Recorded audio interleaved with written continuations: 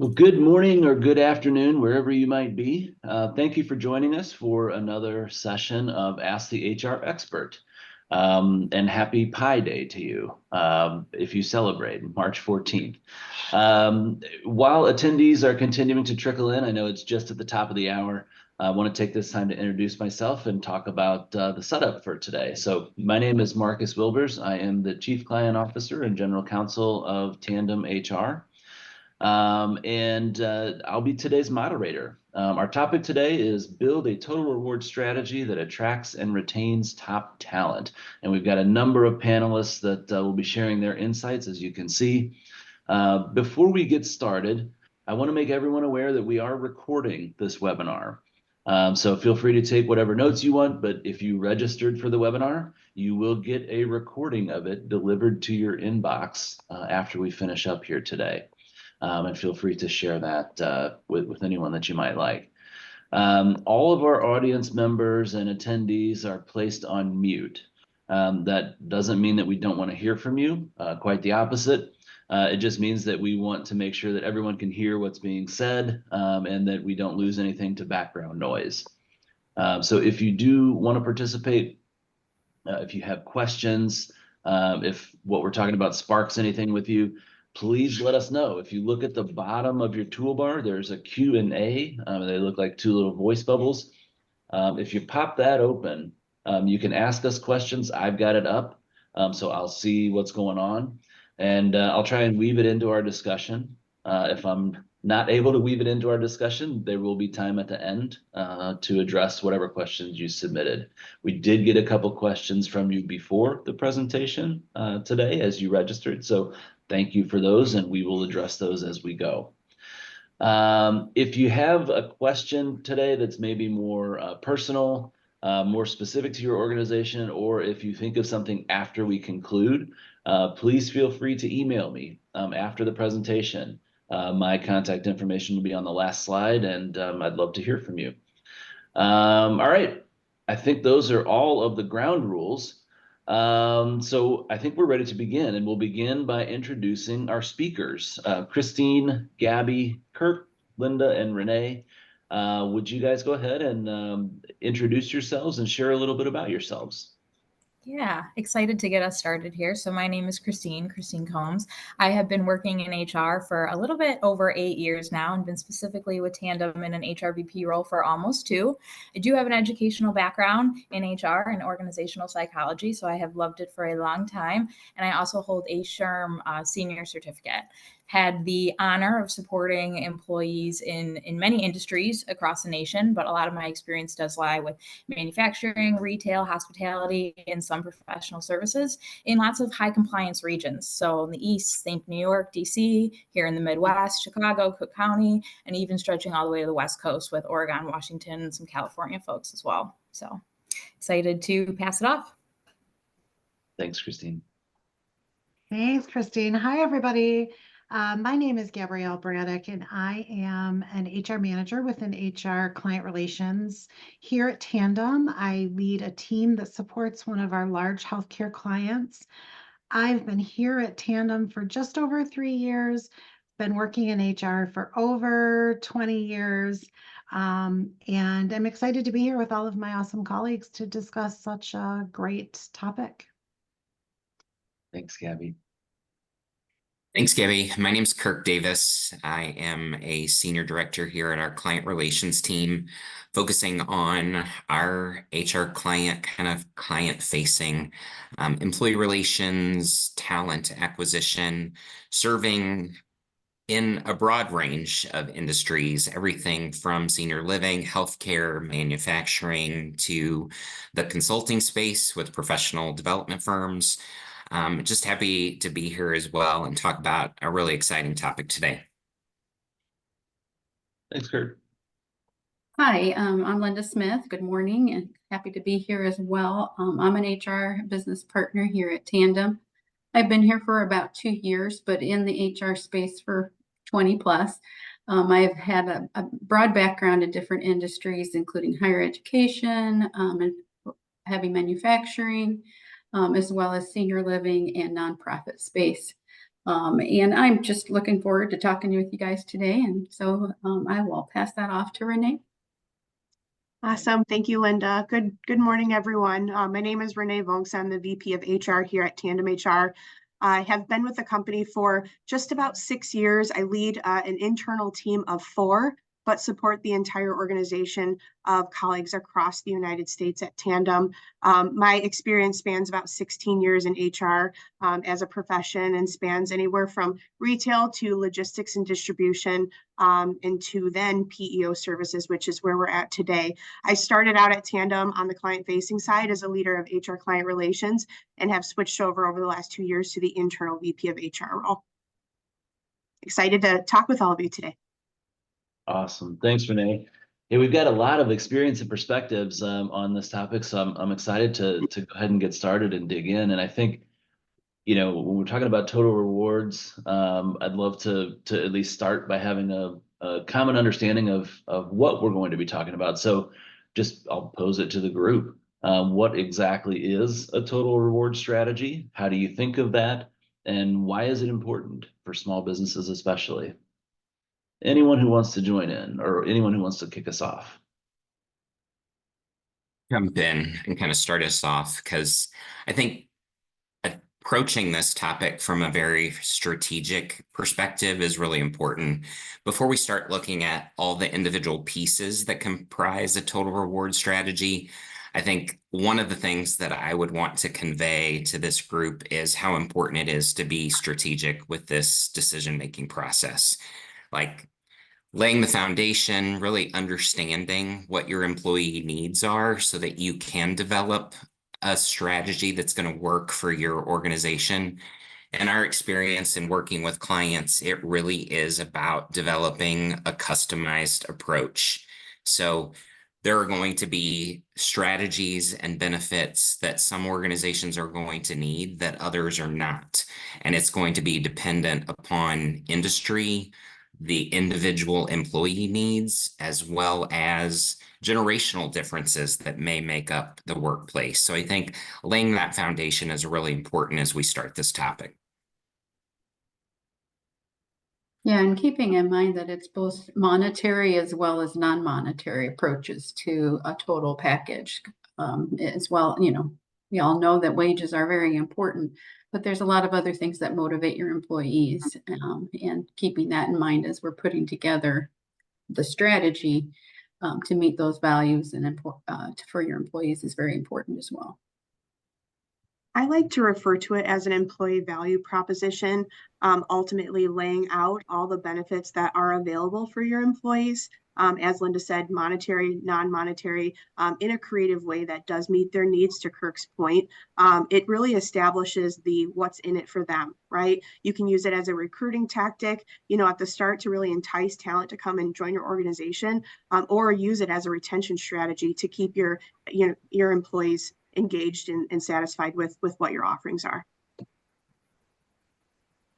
I think one of the biggest components to a successful total reward strategy is not only kind of the design and what it is, but making sure that your employees understand it and they feel valued. You know, personalization is everyone loves personalization as an individual. So I think our strategy is really only as good as how we communicate it and how our employees receive it and talk about it. And as long as they feel the value from it, even if we have one of the greatest packages under the sun, if it's underutilized or our enrollment isn't matching what we're thinking, those are things we need to think about as well. Mm-hmm. Yeah. So, Gabby, did you want to jump in? I was just going to add to something that Renee mentioned, attracting and retaining talent. I think that for small businesses, it's really important to look at a reward strategy from this perspective, because so often small businesses are competing with larger corporations for top talent and skilled employees. And a truly comprehensive total reward strategy that includes competitive salaries and benefits and non-monetary rewards as well can really help attract and retain as well top talent. Mm-hmm. Yeah, I was going to pick up on something that Renee, you said, the what's in it for them, for the employees. So really try and get a little more granular. We've talked about, Linda, you mentioned monetary, non-monetary. Christine talking about communicating it. Kirk, you talked about being strategic with it.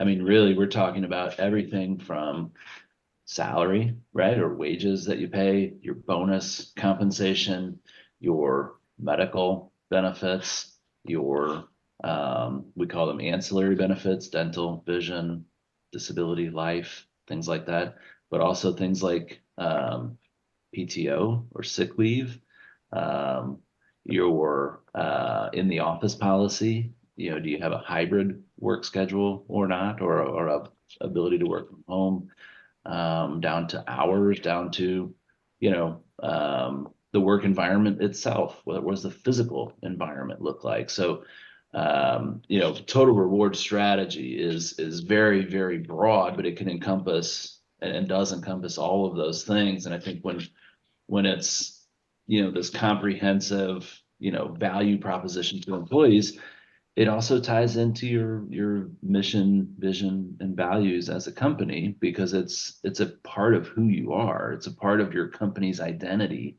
and how you interact with your employees and what you expect from them. So, you know, in your total reward strategy, Kirk, you mentioned the demographics of the employees, that it's, you know, that's something that might change over time. And so this is, to some extent, I would think maybe a fluid concept, your total reward strategy. Would you agree with that?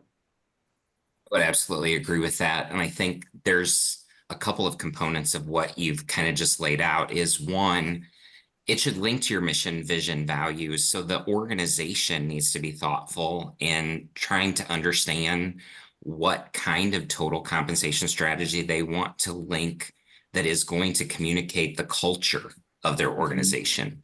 So making sure that we're asking the right questions, that we know what is valued within our own organization. Are we a culture in a manufacturing space that don't have remote employees? So that's not important to us. Or are we more of a consulting firm that nobody needs to be in the office? And how do we balance those things? How do we determine what works for some groups of our employee population and not others? So I think one of the things that I would say to anyone listening to this conversation is, one, not just be strategic, but understand the right questions to ask within the organization itself as you're beginning to structure this, but also to your potential employees and applicants. Like, what is important to them? You want to match what your organization wants to do culturally from an organizational perspective with the needs and desires of your employee base. So making sure that you understand both of those dynamics as you begin to roll these things out. Yeah, I want to go there next. You know, how does an employer suss that out? But I think it occurred to me as we're talking about this, that part of the benefit for the employer may be, you know, thinking about it as a total rewards strategy, is that there may be places where you're very strong, there may be places where you're not as strong, but it's a benefit to the employer to think about it globally so that they can articulate, hey, we don't have the same bonus or incentive plan, but you know what we do have? We have really awesome medical insurance. And so it's all part of, you know, it maybe helps the employer to not have to compete on every item, if they think of it globally, and then they can articulate that to the employees.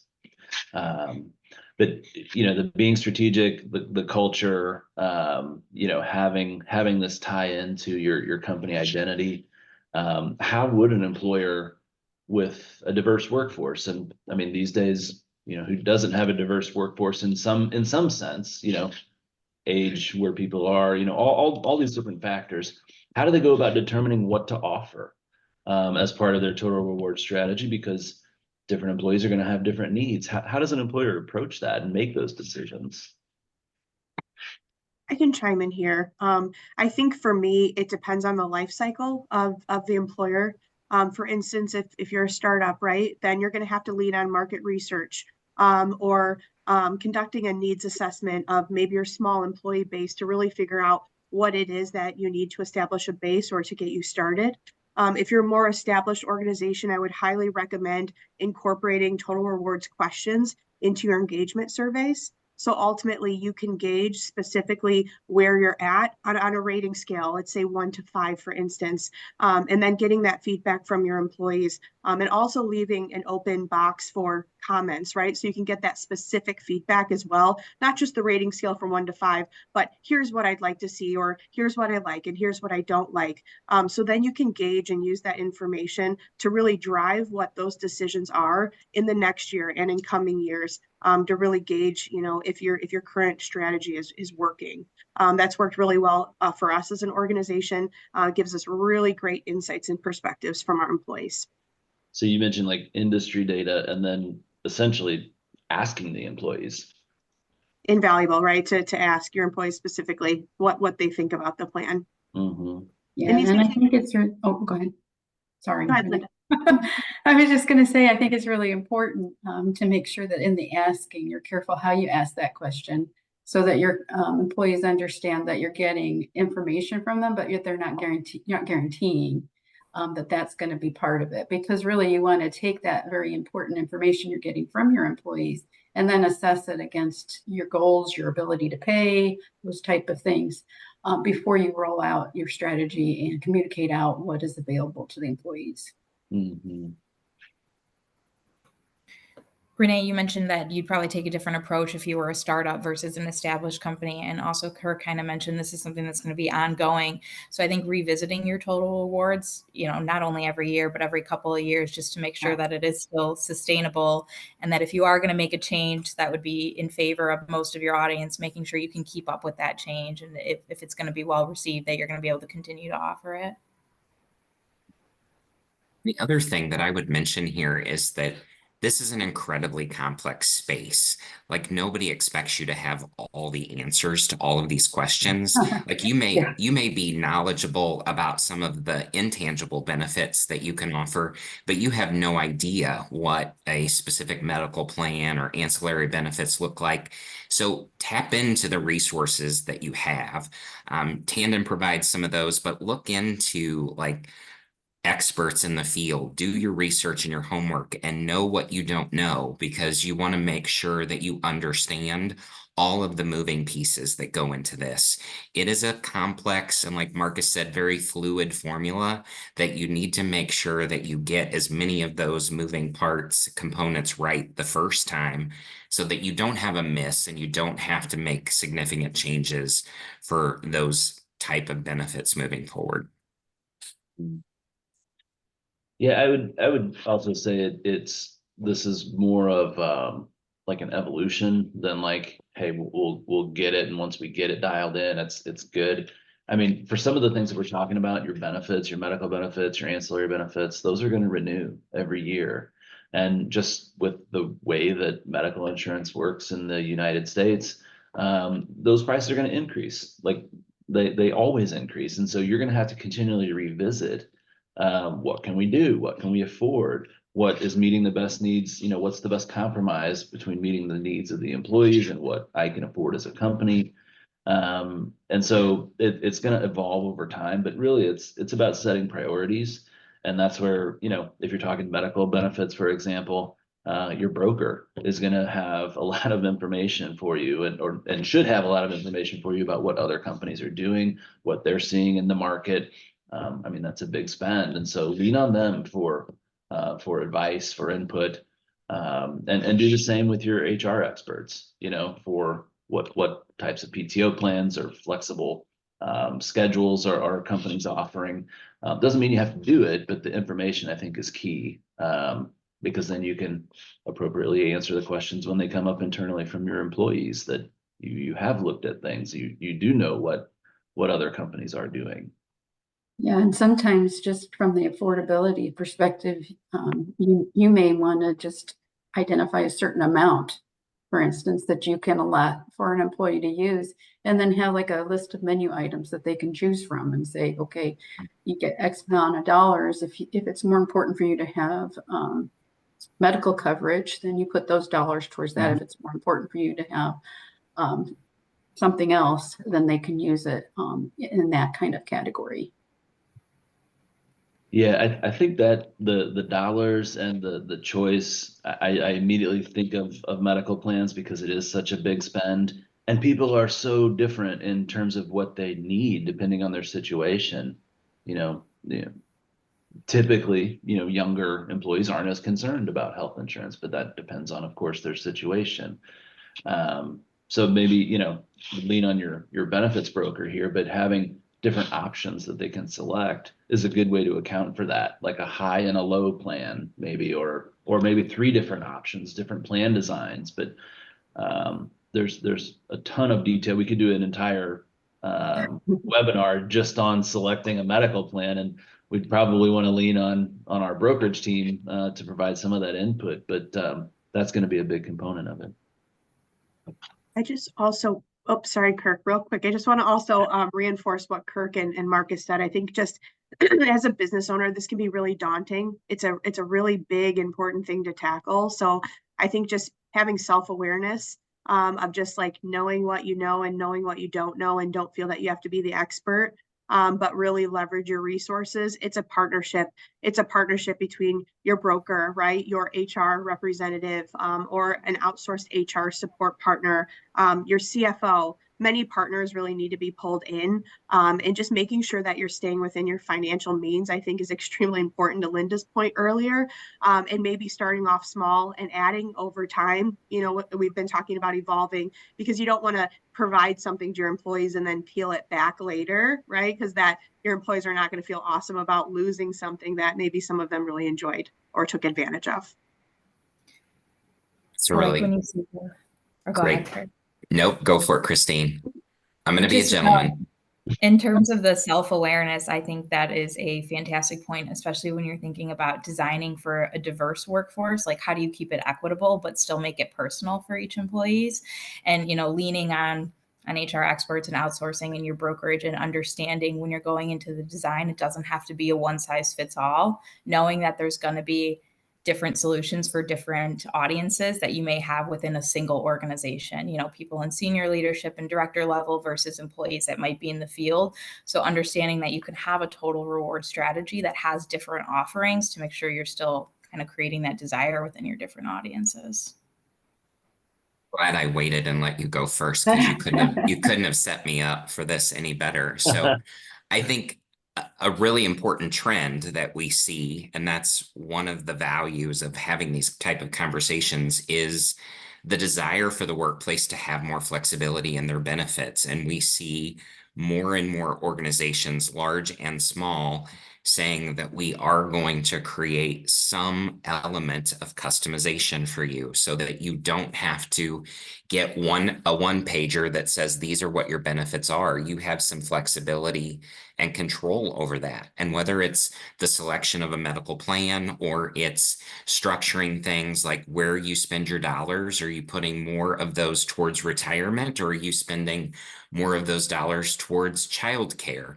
So having flexibility in those plans, more and more employers are seeing that as a huge retention tool and a attraction tool for the talent that's out there, because a lot of times the compensation, quite honestly, is the same.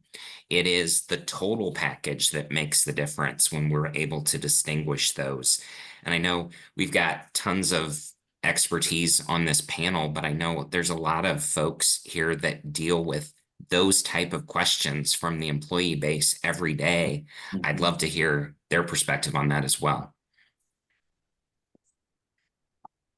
Yeah, that's kind of where I was going to go with it, because we talked about, Renee mentioned doing like an employee engagement survey and asking, about what types of benefits they want to see. And Linda made a good point, like, careful how you ask that question.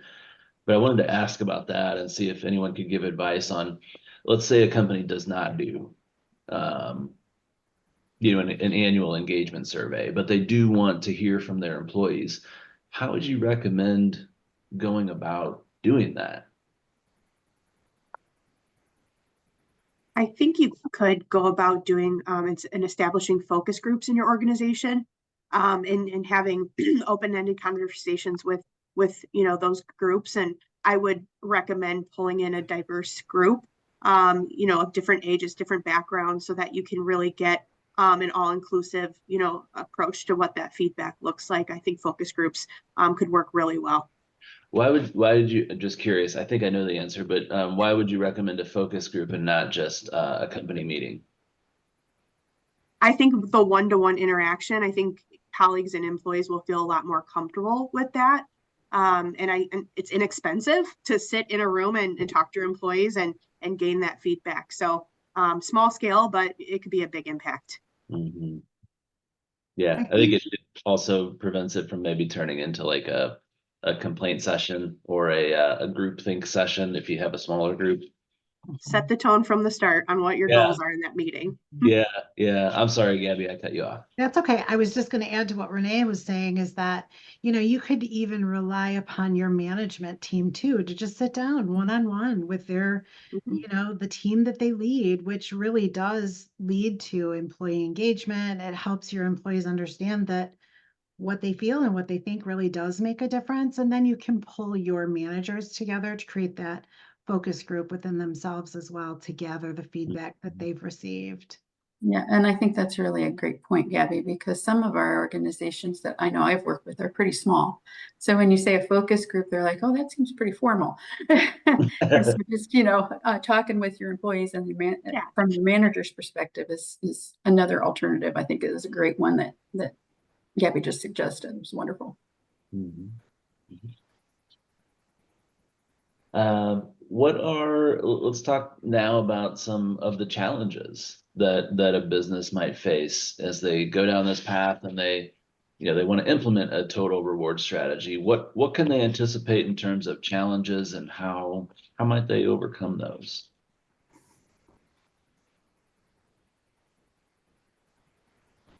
I think, limited budget is probably one that all businesses would face. Employees. Yeah, and looking like where you are right now, like what do you have in place right now? Or if you're like a startup, what is your baseline that you want to start with? And use that as your current state to say, okay, then where are our holes from there? But most companies already have something in place, and it's not all bad. It doesn't necessarily all have to go away, but it could be tweaked or changed to improve once you have evaluated whether those are really meeting employee needs, or if it's an option that might be better to let go of and choose another. I like that concept, Linda, because it's where you are now is like the baseline, and you might have this is where we want to go after hearing from employees and talking to our consultants and experts and things like that. This is where we want to go, but we may not have the budget to get there. So let's look at this as like an evolution, a couple of over the next couple of years, we think we're going to get there. So how do we take the first step? How do we take the second step, on top of what we have, as opposed to let's blow it up and create exactly what we want right now. Falling in the right direction forward. Right. I think another common challenge that we hear from our clients too is that they really are encountering resistance from their employees who've been around for a long time, and they're accustomed to existing compensation or benefit practices. And, in general, humans don't like change, right? That's just kind of how we're programmed.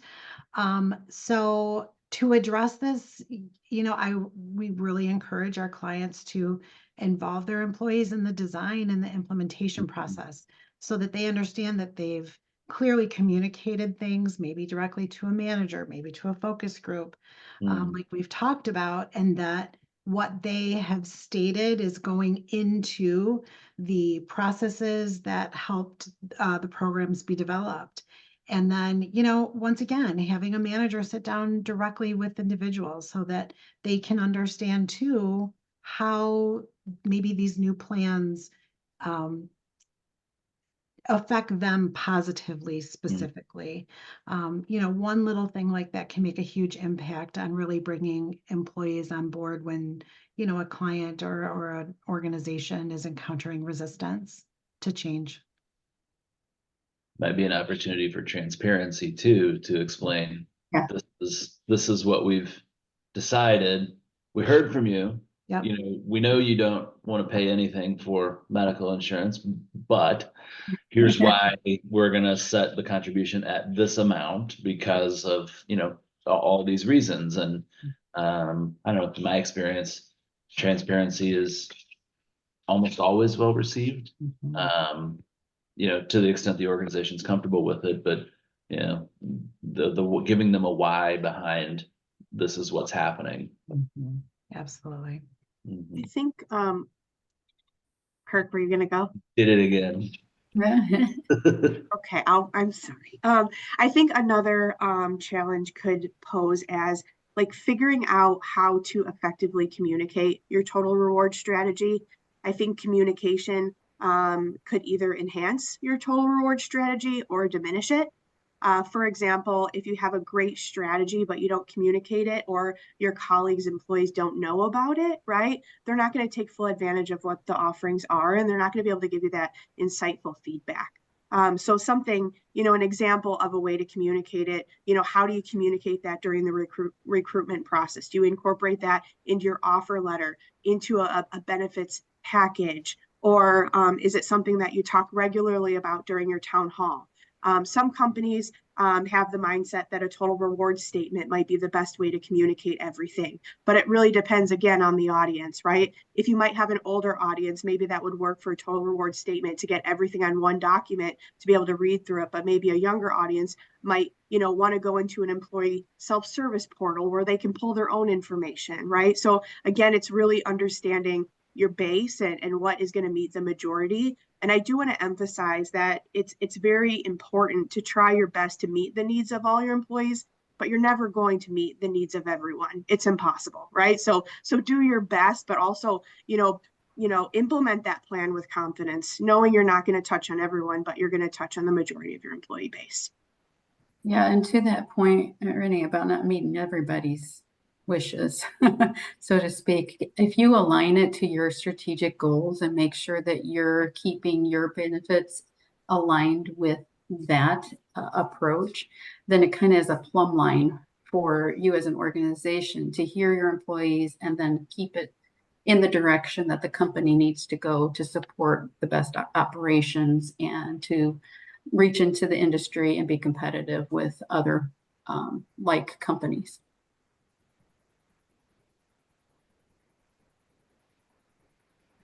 I can't let this topic go by without identifying a compliance challenge. So the lawyer in the room, Marcus, is identifying with me here. So I think, again, this is where we really have to be sensitive to know your limitations and know what you know.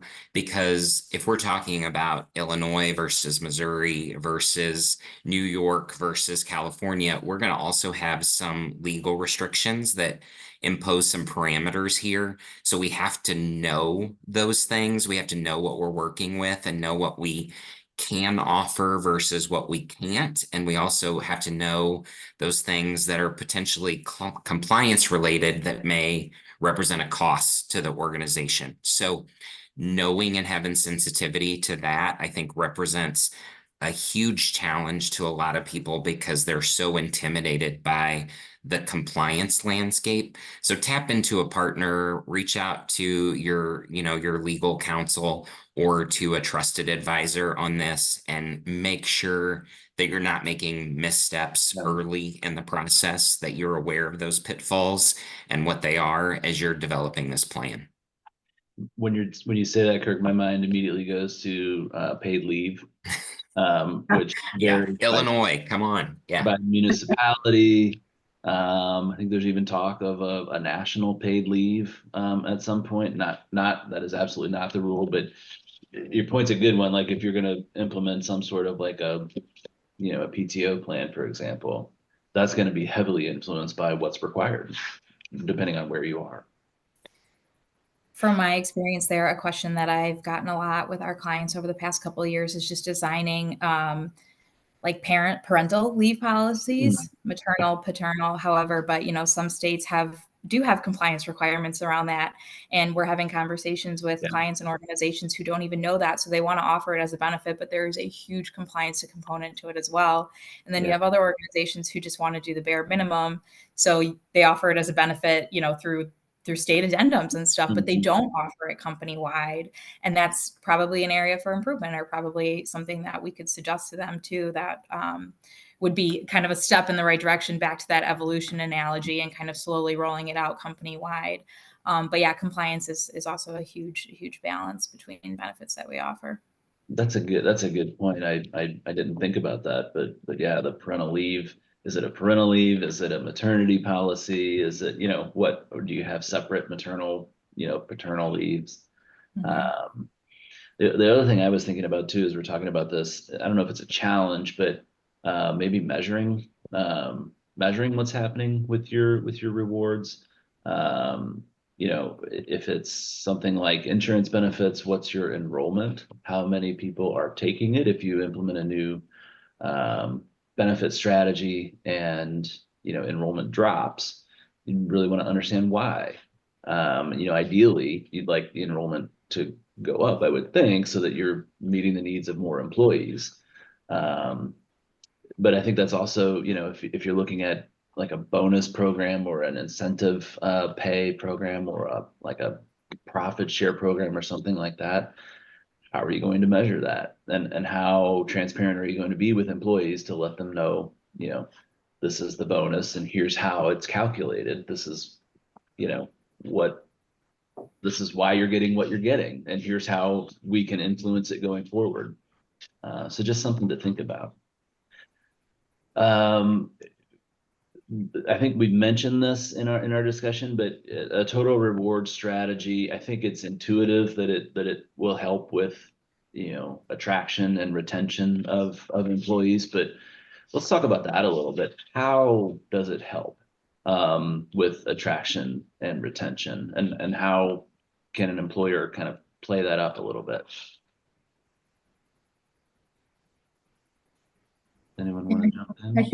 I think it's a great point, is, how does that play out? And one of the things that HR is, excuse me, pretty heavy into is identifying things with, like, the human hierarchy of need. Maslow has a whole human hierarchy of need, physical, your safety, your connection or belonging, those type of things. Your total compensation package really needs to hit on all of those in order to be really effective and retain people. While a large salary may attract somebody right up front, they may not want to stay if the environment is not inclusive and belonging and their voice isn't heard. And so really you have to look at all of those factors when looking at it, and from a way of retaining people.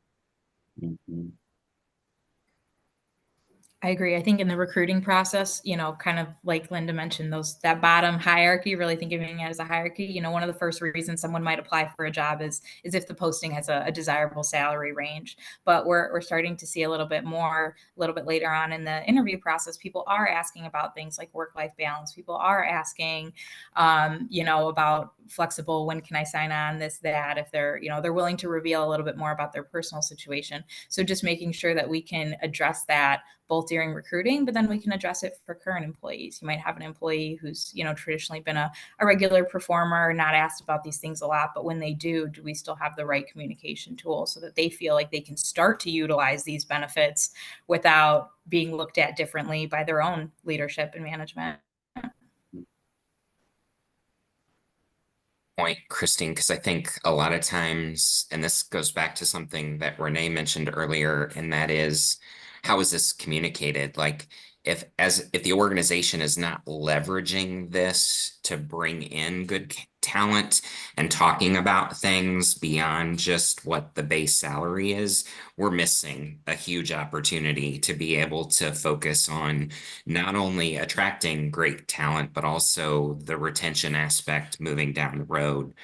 And I think you're absolutely right. As we see more and more nuances with the generations coming into the workforce, we see different things that are important to them. Like the newest generation moving into the workforce right now is asking questions about diversity initiatives in the workplace and what things are going to be there to create a sense of belonging and culture and connectedness beyond just what the salary is. They can go out and get any job for X amount of salary a year, but they want to know that this is going to be a place where they can belong, they can connect with people, they can relate, they can have meaningful interactions outside of work.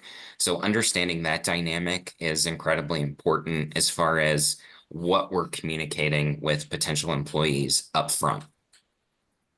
And keep in mind that my audience is internal employees. I know most individuals on this call have clients, but something that has worked really well for us is establishing committees, right, that have an array of different missions.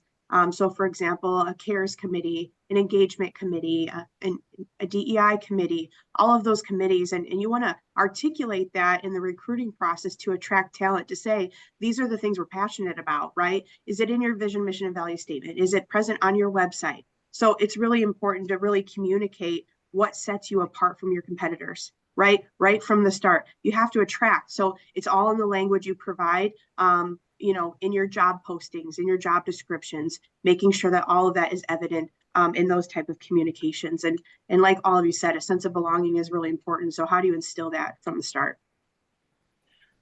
Just want to do a quick time check. We've got a little over 15 minutes left. So if you are watching the webinar, if you have any questions, please pop those into the chat and we can get to those in a second.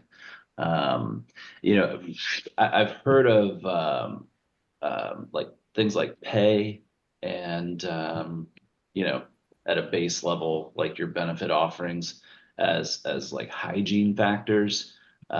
So you're not going to attract someone, if you have a great culture and you have these committees and you do have a sense of purpose, you're not going to attract someone if the pay is not right? So you have to be in the ballpark there. But then these other things are what are going to move the needle. So you can't neglect those hygiene factors in favor of these. It's a yes and.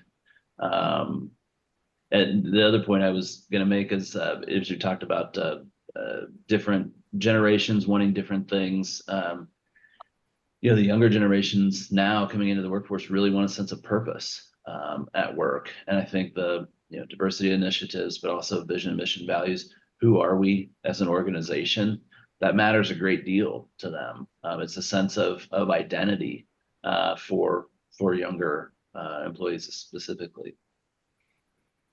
If I can, just before we move off this topic, is going back to Renee's point about committees and engagement, is we can develop this package that we present and we provide to potential applicants as a PDF when they're considering us for employment. But the committees that we build and the priorities that we build centered around our own mission, vision, and value and cultures is going to be how we embed that into those potential new employees, how they become engaged, how that they live out the values of our culture and our organization. So that's the thing, that the communication is important to bring them in, but it's the committees and the pieces that we have embedded in the organization that is going to keep them there. Like, it's not just lip service that we're paying to these things because we want people to be engaged and volunteer, and we value diversity in our organization, but we encourage people to be active in those roles and doing those things. So it's just as important to have that internal communication that shows the priority and importance of those things, in addition to the things that we're putting out in the marketplace for applicants. I think Yeah, and I really, sorry. I was just going to say, Kirk, I really like that, because that's one of the main ways you're going to be able to see if what you think you've set up really is hitting the mark for what your employees are valuing. And then that will in turn help you with your attraction to other people, your retention, and that type of thing. And that's really a lot of the way you can hear the voice of the employee into the solution. We may have hit on that. We did get a question asking Renee to speak again about committees and how they support the total rewards philosophy. I think with the total rewards philosophy, you're trying to hit on many different needs of your employees, right? So this is one, I think, just instilling a sense of belonging by saying, you're joining our organization and we're going to allow you and create that space for you to give something back, right? You're aligned with your passion points, or you're a part of something bigger than just the organization, right? You're connected to the community through a committee, or you're connected to diverse perspectives, right? Or you're spending time organizationally meeting with other employees through engagement initiatives that you otherwise wouldn't maybe have even met those employees. You establish relationships and friendships. So it's like the stickiness factor, right? The more that you pull your employees in, they're less likely to leave you as an organization because they're content and happy with what you've established for them. I think it's the ability to give feedback, to provide direction back to the organization that maybe is the benefit in that, and that can be on a wide variety of time. I mean, correct me if I'm wrong, but I think it's the benefit for the employees and the reward for the employees is to connect and help, provide input and shape the direction of the company. It's all aligned with your values, and everyone has said that. I think, and if you value, belonging and connection and working together in collaboration, then create an environment that they can do that, right? And figuring out what that looks like. And that's important because according to a study by McKinsey and Company, the top 3 factors cited by employees for quitting a job: they don't feel a sense of, or they don't feel valued by their organizations. So that speaks directly to total rewards. They don't feel valued by their managers, speaks to total rewards, or because they don't have a sense of belonging at work. So it's the rewards and the sense of belonging, I think, are the reasons that people are leaving. And we haven't touched on this part yet, but I think, again, it's just being really creative, all inclusive. We haven't talked about like development programs, right? Or training. I think that's also included in the total rewards package of here's the training that you're going to be provided. Here are the developmental programs, the opportunities for career advancements, certifications, right? Or, different things that you can be a part of to further your industry knowledge and experience and foster an ability to network. I think there's so many things that you can incorporate into your total reward statement. Kind of taking that back to the basics a little bit, I feel like, making sure your employees feel ready for the role too. So just having a thorough onboarding, making sure they're set up with the right devices and able to just do their job, making sure, okay, they came to you, right? They walked through the door because of the benefits and the pay, but making sure everything went well with their first paycheck. If they want a direct deposit, did they have the opportunity to set it up? If they're newly enrolling in benefits and it's, a different plan, different carrier than they had with their last employer, like, do they know how to log into the portal and find doctor's offices and stuff nearby? So I think utilization and just making sure that your employees feel that readiness is going to get them excited about showing up to committees and pursuing professional development. If we kind of take care of those basics and make sure that's kind of a flawless delivery, then they're going to show up more engaged and ready for work. Yeah, they shouldn't have to stress about how they're going to get paid. Yeah, especially that first paycheck. That first employee experience, that first impression means a lot, and I think is a huge determination of how total rewards are going to be played out. Yeah. Well, we've got 10 minutes left, so I want to allow some time for questions. And if we could maybe put contact information up so that if people have questions afterwards, they know how to get a hold of us. So if you are attending and you do have questions, please pop those into the chat. I am monitoring that. Here's our contact information. Also, just a reminder that we are recording the session. You'll get a copy of it in your inbox. These are also available We have a website, Ask the HR Expert. You can watch past recordings of other sessions that we've done if you'd like. We do this every month. If you want that link, please shoot me an email and I'll send that to you. So yeah, any last thoughts by our panelists? Any, I guess, parting shots while we wait for questions from attendees? Marcus, if just one kind of last thought when thinking about total reward strategy and how we can ensure its success. And I think that one of the biggest ways that we can ensure a total reward strategy to be successful is to directly align it with an organization's goals and values. And we've talked about that a little bit, but just to kind of bring a little bit more light to that with some examples. So for instance, if innovation is a core value at your organization, you might want to consider implementing a bonus or a reward program of some sort for employees who contribute creative ideas or solutions to problems, things along those lines that the organization commonly faces. Or maybe if increasing customer satisfaction is a strategic objective, that you provide bonuses or some sort of rewards program tied to customer satisfaction scores that are collected over time.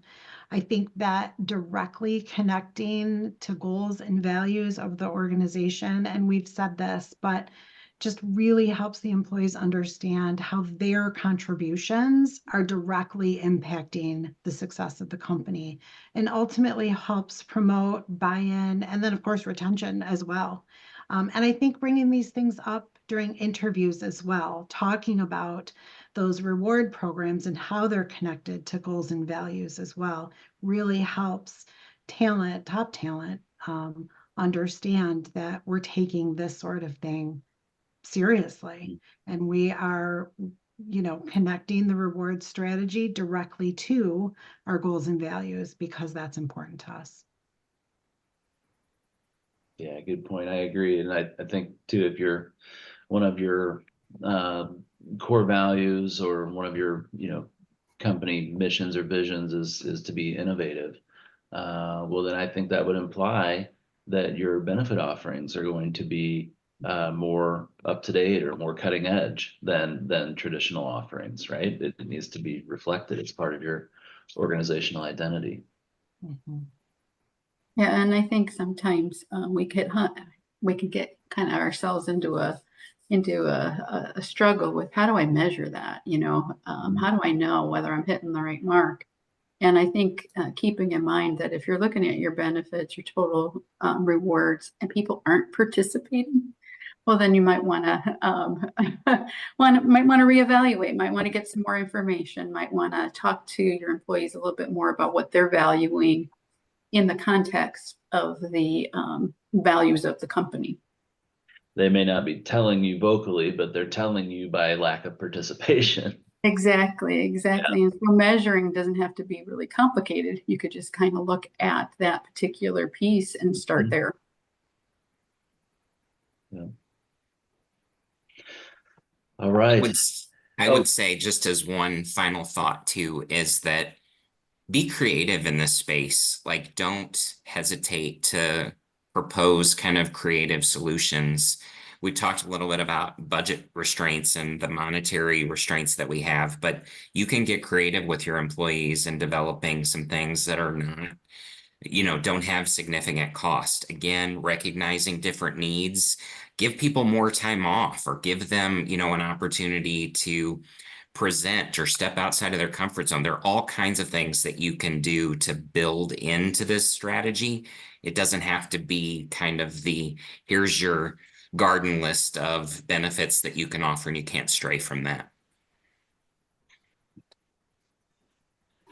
Well, we have no questions, so I think that means we did an excellent job of explaining this topic very thoroughly and preemptively answering all the questions. So I want to thank everyone for attending. I want to thank our panelists, Christine, Linda, Gabby, Kirk, and Renee.